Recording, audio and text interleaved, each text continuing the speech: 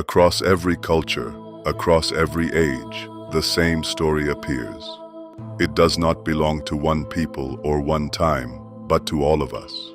A young farmer, a forgotten child, a wanderer with nothing, each is called to leave the life they know. At first they resist, clinging to what is familiar. Yet the call persists, and once they cross the threshold, nothing is ever the same. This is the hero's journey. It is not just a tale of dragons, battles, or distant lands. It is the path of transformation, etched into the human spirit. The trials faced on the road, fear, loss, temptation, are mirrors of our own struggles. The descent into darkness, the moment of despair, the fragile hope that rises again. These are not just the heroes, they are ours. To walk this path is to witness the cycle of becoming, the call, the struggle, the death, the rebirth, and the return. In the minutes ahead, we will trace each step, not as dusty myth, but as living truth, a map that shows how ordinary lives can become extraordinary. The question is not whether this journey is real. The question is, where are you upon it? The hero's journey begins where we all begin, in the ordinary. A life that feels familiar, a routine that holds us steady. The known world with its rules, habits, and expectations. Joseph Campbell, one of the most influential mythologists and writers of the 20th century, introduced this concept in his book, The Hero with a Thousand Faces, calling it the ordinary world, the ground from which the adventure rises. It may be a village, a city street, or a quiet home. It may even be an inner state, a sense of certainty, even if that certainty is tinged with dissatisfaction. And then something happens, a knock at the door of the soul, a moment that whispers, "This is not all there is." The first step of the journey is the call to adventure. The call often comes softly at first, a dream that disturbs sleep, a stranger who delivers a cryptic message, a crisis that disrupts the fabric of ordinary life. In myth, it is the herald who arrives, sometimes a messenger of light, sometimes of shadow. In the Epic of Gilgamesh, it is the death of Enkidu that summons Gilgamesh to seek immortality. In the Odyssey, it is the summons to war. In the Matrix, it is Morpheus offering Neo the red pill. Campbell wrote, "A call to adventure signifies that destiny has summoned the hero and transferred his spiritual center of gravity from within the pale of his society to a zone unknown. This is the moment when the familiar cracks open. The world no longer fits. We sense that something lies beyond the horizon, and if we do not go, something in us will wither. But the call is not always welcomed." 2. The refusal of the call.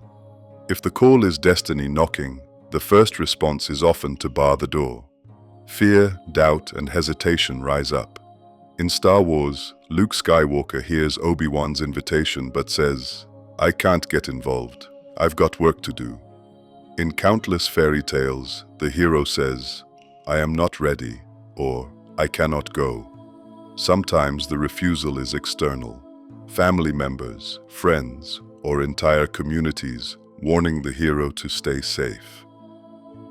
Campbell explains, refusal of the summons converts the adventure into its negative.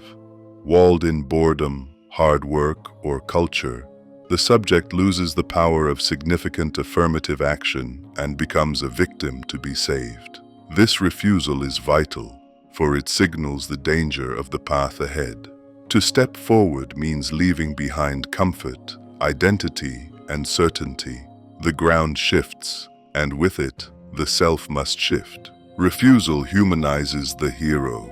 It tells us they are not fearless, they are not yet ready. They are like us, afraid of the unknown, and so their courage, when it comes, will be real. Third, meeting the mentor. At the moment of greatest hesitation, the mentor appears. The mentor may be a wise guide, a teacher, a friend, or even a supernatural being. Their purpose is simple: to prepare the hero, to offer advice, tools, or encouragement that makes the impossible seem possible. Think of Gandalf guiding Frodo. Think of Obi-Wan guiding Luke. Think of Virgil guiding Dante through the Inferno. The mentor reassures the hero. Yes, this path is perilous. Yes, it will test you. But others have walked it, and you are not alone. The mentor often gives a gift, sometimes literal, sometimes symbolic. It might be a sword, a cloak, a map. Or it may be words of wisdom, faith in the hero's worth, or a vision of what lies beyond. As Campbell put it, for those who have not refused the call, the first encounter of the hero journey is with a protective figure who provides the adventurer with amulets against the dragon forces he is about to pass. The mentor is not always permanent. Sometimes they vanish after their role is complete. Sometimes they die, forcing the hero to stand on their own. Their presence is a torch that lights the way forward. 4. Crossing the threshold. With the mentor's guidance, the hero at last crosses into the unknown. This threshold is the border between worlds, the line between the familiar and the unfamiliar, the known and the mysterious. To step across it is to leave behind safety and enter the realm of transformation. In myth, the threshold may be literal, the gate to a forbidden forest, the mouth of a cave, the entrance to the underworld. In stories, it may be a moment of irreversible choice, boarding the ship, signing the contract, taking the red pill.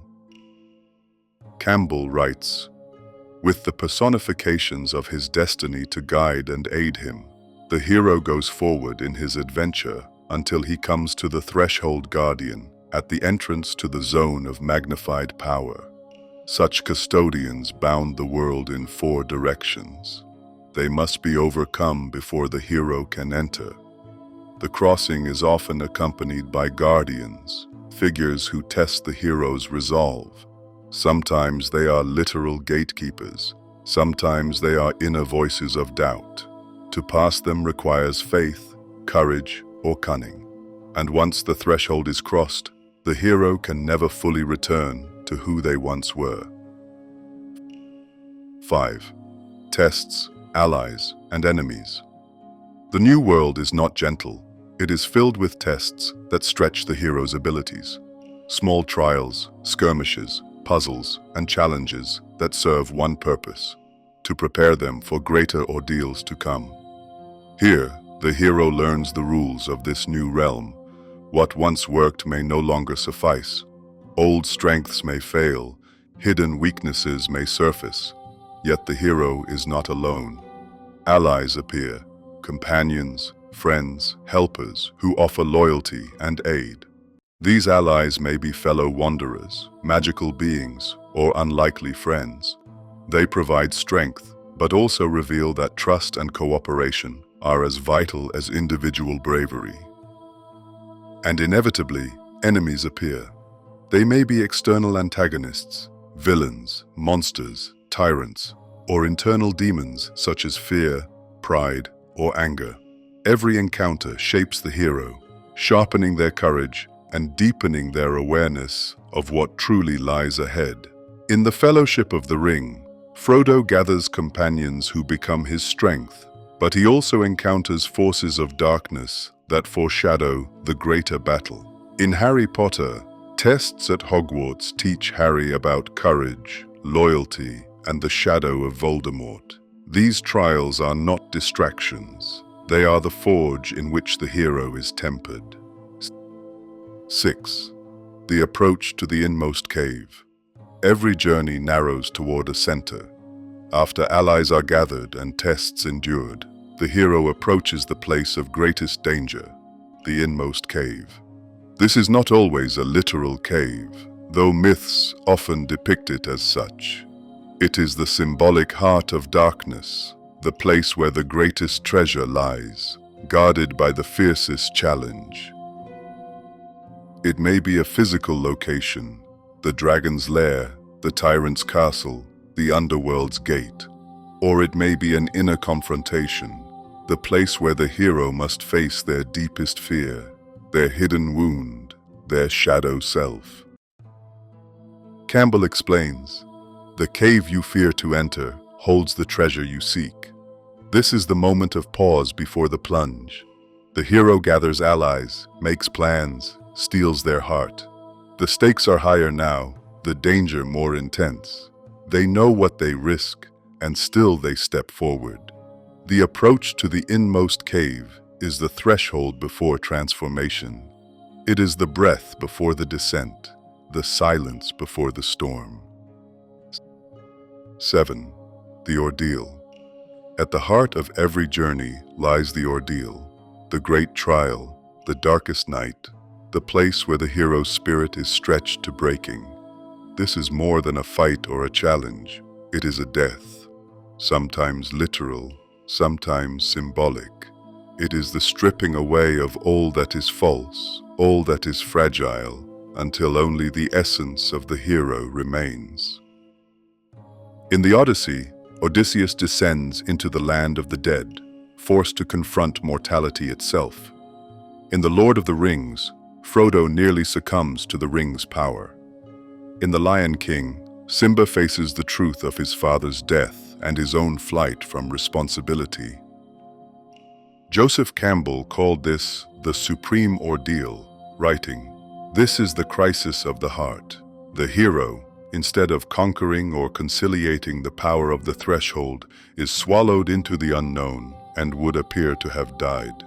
The ordeal terrifies because it feels final, but it is also the crucible of rebirth. Only by walking into this darkness can the hero emerge with something greater than themselves." 8. The reward. From the abyss comes the gift. Having faced death and endured the ordeal, the hero seizes the reward. This treasure may take many forms: a weapon, a sacred object, a long-sought truth, or a new strength within. In myth, it is often literal: the golden fleece, Excalibur, the Holy Grail. In modern tales, it may be an insight, a healed wound, a reconciled relationship. In Harry Potter and the Sorcerer's Stone, Harry finds the stone only because he has learned selflessness. In The Matrix, Neo discovers that the power to bend reality is already his. Campbell said, "The boon may be represented as a treasure won or as the life-restoring elixir. It is the benefit, favor, or blessing that the hero has secured for the transformation of his world. The reward is not always shining or triumphant. Sometimes it is quiet, fragile, even bittersweet, but it is always the seed of transformation." 9. The road back. The journey does not end with the treasure in hand. Now comes the return. The road back is often perilous. Forces of darkness rally. Old enemies resurface. The hero, changed by the ordeal, must carry their reward into the world of the living. In the Odyssey, Odysseus must still survive the seas to reach Ithaca. In The Lord of the Rings, Frodo and Sam must escape Mordor even after the ring is destroyed. In The Matrix, Neo must re-enter the system to free others. Christopher Vogler describes this stage as the chase scene, where the hero must decide if they are willing to bring the boon home, or if fear will pull them back into hiding. It is here the story reminds us, transformation is not for the hero alone. The boon must be carried back across the threshold for the sake of the world. 10. The resurrection. If the ordeal is a death, the resurrection is a rebirth. The hero returns to face one last trial, greater than all before. Here, the stakes are ultimate. Not only the hero's life, but the life of their world hangs in the balance. In Star Wars, A New Hope. Luke turns off his targeting computer and trusts the Force. In The Lion King, Simba reclaims his throne by facing Scar. In Harry Potter and the Deathly Hallows, Harry walks willingly into death, only to return transformed. Campbell says, "The agony of breaking through personal limitations is the agony of spiritual growth. The resurrection is not just victory, it is proof of transformation. The hero emerges purified, no longer the same being who first heard the call. They carry within them the power of renewal." 11. The Return. The hero comes home. But home is not the same, for they are not the same. The return is the re-entry into ordinary life, carrying the boon that was so dearly won. This is the moment where the circle closes and the journey's meaning is revealed. In The Wizard of Oz, Dorothy wakes in Kansas with the wisdom that there's no place like home. In the Odyssey, Odysseus returns to Ithaca, scarred but triumphant. In countless myths, the wanderer arrives with a treasure that restores the land. Campbell emphasized the gift of the return. The hero is the champion of things becoming, not of things become. The boon brought from the transcendent deep becomes incorporated into the world. The return is not always easy. Sometimes the world resists change. Sometimes the hero feels alienated from the life they left. But the mark of the true hero is their willingness to give back what they have gained. 12. The freedom to live. At last comes freedom. The journey complete, the hero no longer clings to fear of the future or regret of the past. Having faced death, they live fully in the present. This freedom is not mere survival, it is wholeness, it is peace. It is the harmony of inner and outer, self and world. In myth, it is symbolized by the land restored, the kingdom healed, the people renewed. In The Return of the King, Aragorn becomes king, not for his own glory, but to bring peace to Middle-earth. In Moana, the heroine restores the heart of Te Fiti, bringing life back to her people. Campbell wrote, "The hero is the one who has been able to battle past his personal limitations and has found the freedom to live, not in fear of death, but in the joy of life." The freedom to live is the quiet triumph beyond the battles. It is the gift of having walked the circle and returned whole. Until then, we journey on in Mantis Library.